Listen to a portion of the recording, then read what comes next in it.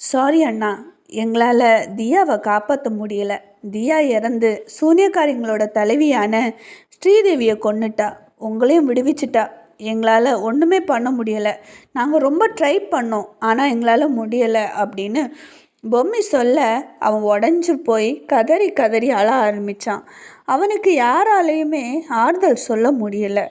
செல்லமாக வளர்த்த பிள்ளை கண்ணு முன்னாடி இறந்து போயிட்டா அப்படிங்கிறது ரொம்பவே வேதனை.